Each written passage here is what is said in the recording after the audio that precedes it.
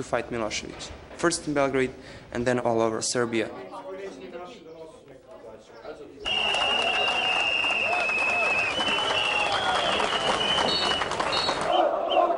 We were fighting Milosevic, but we were also fighting and threatening Serbian opposition to unify themselves. And after a year and a half of our operation, we succeeded. I mean, on January 2000, they made this agreement and they unified themselves into democratic opposition of Serbia.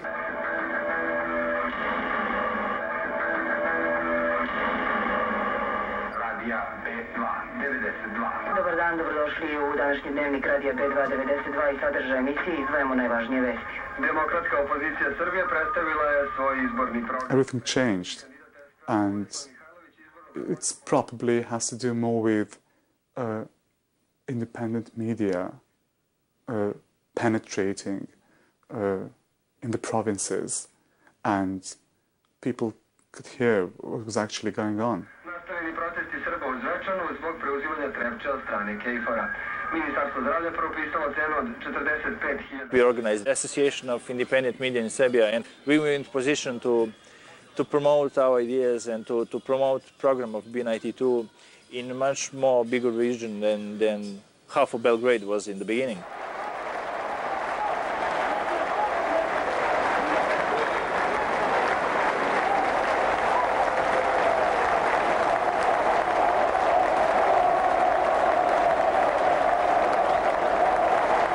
I thought, my God, he's gone completely mad. He's gone completely mad. He's going to lose the elections. And of course, I knew that he will try to avoid that and try to loot elections. But for a single moment, I didn't believe that he could succeed in that. Because I saw from the many contacts with the people around Serbia, ordinary people, from many people who supported Milosevic before, I saw that he definitely lost his supporters. And I knew he will be a loser. You had like Slobodan Milosevic and Koštunica. Me personally, I voted for Koštunica because there was nobody else, you know. I didn't vote for him because I thought he is a good guy and he's like, you know, the best in the world and he will change everything. It's to think that way.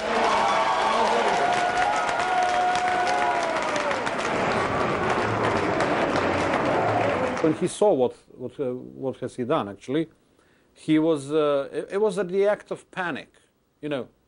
No, nothing happened. Nothing happened. What you saw, you haven't seen anything. No, nothing happened. Let's play from the beginning. Of course, nobody was such a fool to be a part of that game.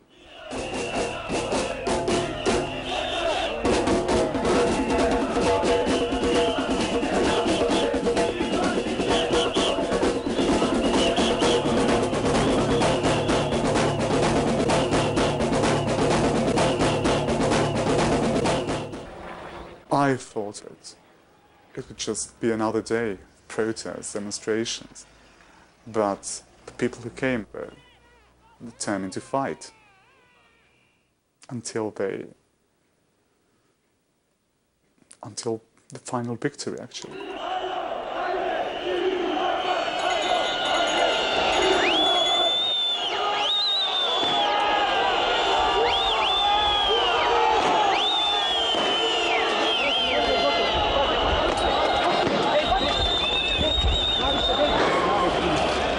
I had a lot of tear gas thrown at me during those years that I was involved in demonstrations, but this was something different because you just couldn't walk. A friend of mine, he like fainted and started throwing up.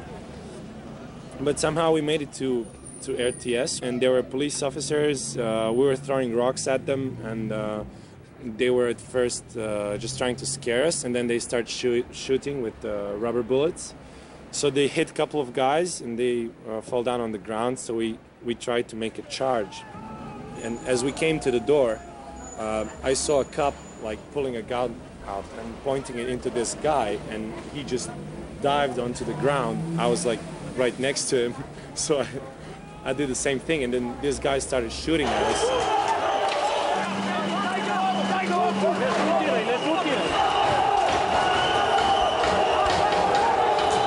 Many things were happening all the time, so I was just, from room to room. I was checking what's going on the radio, then on television. All TV stations were taken over in a couple of hours. Some of them were surrounding by themselves. Some were calling somebody, please, can you take us over?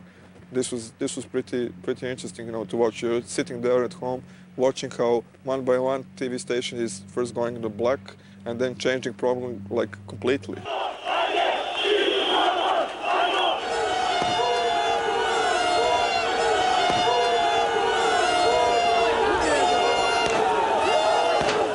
It was so much of tear gas in assembly building that I closed my eyes and turned out my camera and just filming like this. I hope the material will be okay.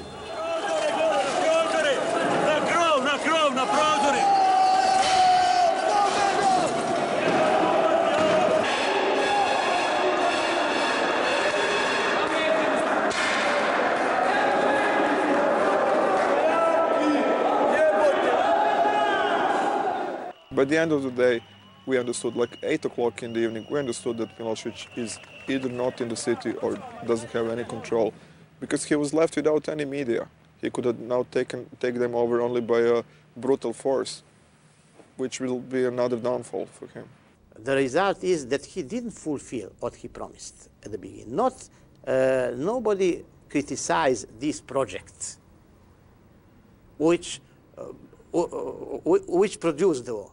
But intellectuals here, political parties, leaders, they criticized Milosevic because he didn't fulfill. And he is punished because he didn't fulfill what he promised, not because of his project, Just remember, he lost the elections with just a few % in advance of non-Milosevic, which is quite significant result still. That means that 48, 47, 46% of potential voters of Serbia still voted for Milosevic at that point. And this minority is not a small minority at all.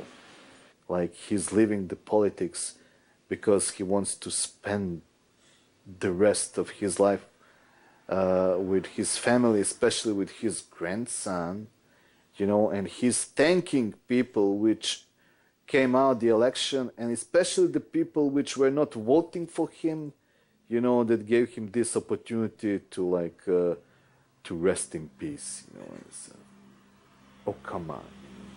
Oh, come on.